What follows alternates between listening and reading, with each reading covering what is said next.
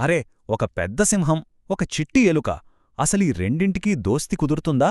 వినడానికే చాలా వింతగా ఉంది కదూ. కాని ఇది ఒక అద్భుతమైన స్నేహం గురించిన కథ. మరి వినేద్దామా? సరే, మరి అంత వేరువేరుగా ఉండే ఈ రెండూ ప్రాణస్నేహితులు ఎలా అయ్యాయో తెలుసుకోవాలని భలే ఆత్రంగా ఉంది కదా. ఇంకెందుకు ఆలస్యం, పదండి ఆ కథలోకి వెళ్ళిపోదాం. అనగనగా ఒక పెద్ద అడవి. ఆ అడవికి రాజెవరో తెలుసా? ఒక గంభీరమైన సింహం. ఆ రోజు మన రాజుగారు కడుపు నిండా భోజనం చేసి హమ్మయ్య అనుకుంటూ ఒక పెద్ద చెట్టు కింద హాయిగా కునుకుతీస్తున్నాడు. అక్కడికి దగ్గర్లోనే ఒక చిట్టి ఎలుక ఉంది. అది అలా నిద్రపోతున్న సింహాన్ని చూసింది. దానికి భలే సరదా ఐడియా వచ్చింది. ఆ సింహం మీద ఎక్కి ఆడుకోవాలనుకున్నది.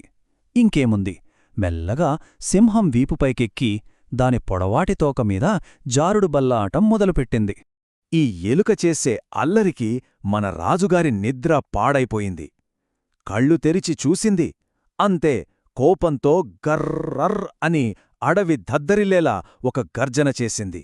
తన నిద్ర పాడు చేసిన ఆ చిట్టి ఎలుకను తన పెద్ద పంజాతో ఫట్ మని పట్టేసుకుంది.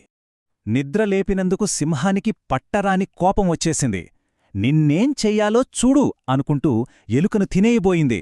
పాపం, ఆ చిట్టి ఎలుక ప్రాణాలు గాల్లో కలిసిపోయినంత పనైంది. భయంతో వణికిపోతూ ఏదో ఒకటి మాట్లాడి తన ప్రాణాలు కాపాడుకోవాలనుకుంది. అందుకే రాజుగారిని బ్రతిమాలుతూ ఒక పెద్ద ధైర్యమైన వాగ్దానం చేసింది. ఒక ఇంత పిచ్చి ఎలుక నా అంతటి సింహానికి సహాయం చేస్తుందా? ఈ ఆలోచనకే సింహానికి భలే నవ్వొచ్చేసింది. గట్టిగా నవ్వింది. అయినా ఆ ఎలుక అమాయకత్వం చూసి దానికి జాలేసి కనికరించాలని నిర్ణయించుకుంది. అప్పుడు సింహం తన పంజా తెరిచి ఆ ఎలుకను స్వేచ్ఛగా వదిలేసింది. వెళ్ళిపోతూ ఆ ఎలుక రాజుగారి దయను ఎప్పటికీ మర్చిపోనని మాట ఇచ్చి వెళ్ళిపోయింది. కొంతకాలం గడిచింది. ఒకరోజు సింహం అడవిలో షికారుకి వెళుతుంటే అయ్యో పాపం, ఒక వేటగాడు పన్నిన ఉచ్చులో అడ్డంగా ఇరుక్కుపోయింది. ఒక బరువైన వల దాన్ని పైకి లాగేసింది. సింహం ఎంత విలవిలలాడినా ఆ వలనుంచి బయటపడలేకపోయింది. ఇక చేసేదేం లేక సహాయం కోసం అడవి మొత్తం దద్దరిల్లేలా గట్టిగా గర్జించింది. ఆ రాజుగారి గర్జన మన చిట్టి ఎలుకకు వినిపించింది. తన స్నేహితుడు ఏదో ప్రమాదంలో ఉన్నాడని వెంటనే దానికర్థమైపోయింది. ఇంకాలోచించలేదు, సహాయం చెయ్యాలి, అంతే. ఆ ఎలుక వలలో చిక్కుకుని విలవిలలాడుతున్న సింహాన్ని చూసింది. వెంటనే దానికి తను చేసిన వాగ్దానం గుర్తొచ్చింది. ఇంక ఏమాత్రం ఆలస్యం చెయ్యకుండా తన పని మొదలుపెట్టింది. వెంటనే ఆ వలమీదికి చకచకా పాకేసి తన చిన్న పదునైన పళ్లతో ఆ లావు తాళ్లను కొరకటం మొదలుపెట్టింది. కొరికింది, కొరుకుతూనే ఉంది. అలా ఒక్కొక్క తాడు తెగిపోతూ వచ్చింది. చివరికి ఆఖరి తాడు కూడా తెగిపోయింది. మన గంభీరమైన సింహం స్వేచ్ఛగా బయటపడింది. ఇదంతా ఎవరివల్ల సాధ్యమైందో తెలుసా?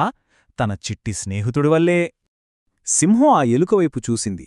అప్పుడు దానికి అర్థమైంది తను ఎంత తప్పుగా ఆలోచించిందో. ఒక జీవి చిన్నగా ఉన్నంత మాత్రాన తక్కువ అంచనా వేయకూడదని, ఆ చిట్టి ప్రాణంలో ఎంత ధైర్యం ఉందో గ్రహించింది.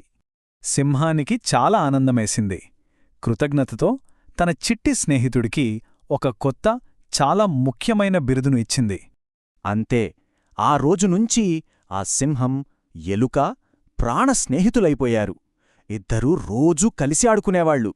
అడవిలోకి వేటగాళ్లు మళ్లీ వచ్చినప్పుడు ఇద్దరు ఫ్రెండ్స్ కలిసే వాళ్లని మంచిగా తరిమికొట్టారు.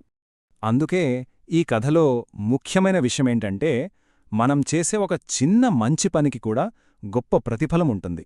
నిజమైన స్నేహం ఎవరి మధ్యలో అయినా ఎలాగైనా పుట్టొచ్చు. దానికి పెద్ద, చిన్న అనే తేడా అస్సలు ఉండదు. ఈ కథ మనకు చక్కగా వివరిస్తోంది చూడండి. ధైర్యంగా ఉండటానికి పెద్ద శరీరం అక్కర్లేదు, మంచి మనసుంటే చాలు.